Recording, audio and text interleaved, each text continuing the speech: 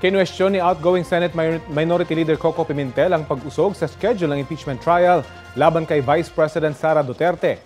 Ang isa naman sa mga kaalyadong Senator-elect ng Vice, naniniwalang hindi siya mapapatalsik sa pwesto. Balitang hatid ni Mav Gonzalez.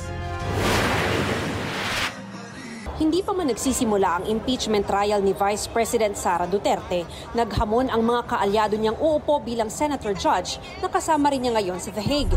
Lintik lang ang walang ganti. Pumanda sila. Ayaw niyong tumigil, purbahan natin. They will not be able to remove the Vice President.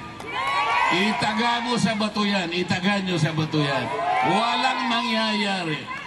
The Vice President will stay as Vice President. Sabi ni Presidential Sister Senator Amy Marcos, masaya siyang nausog ang kalendaryo ng impeachment dahil marami pang panukalang batas na dapat ipasa bago matapos ang 19th Congress. Mula June 2 sa June 11 na ang presentation ng impeachment charges, pag-convene ng impeachment court at panunumpa ng senator judges. Para sa akin yun ang importante, makatulong sa tao at tigilan na ang pamumuna ng pampulitikang impeachment na yan. Pero sa kabilang banda, bakit inuurong yung impeachment? Tanggapin ninyo, talo na ang impeachment. Yun lang yun. Kahit ngayon, kahit sa Hulyo pa, talo na. Dismayado naman si outgoing Senate Minority Leader Coco Pimentel na binago ni Senate President Cheese Escudero ang impeachment calendar. Noong February 2025, nagpalabas na ng impeachment calendar si SP. Di ba dinibate natin dati yun na forthwith. Dapat nga hindi mo na hinihintay ang June 2. Pero siya na ang nasunod kasi lumipas na yung panahon. Dagdag ni Attorney Domingo Cayosa, tila dinidribble ng Senado ang impeachment ni VP Sara. Even if you look at the rules of the Senate itself, malinaw naman na pag may impeachment, it takes precedence over the ordinary legislative work. After pinangakuan niya ang taong bayan nung nagpo-complain na bakit dinidribble niya ito, pinapatagal niyo, dapat ito sa lalong madaling panahon ayon sa konstitusyon. Mahalaga raw na marinig ang magkabilang kampo, lalo't mabibigat ang paratang laban sa bise.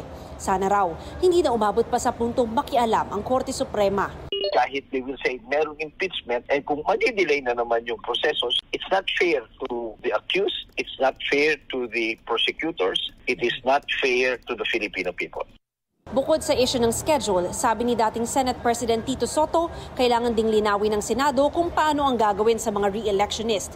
Manunumpa na kasi sila bilang Senator Judge sa June 11, pero magtatapos ang termino nila sa June 30. Si Pia Cayetano, member siya ngayon. Okay, kasi re-elect siya. Oo.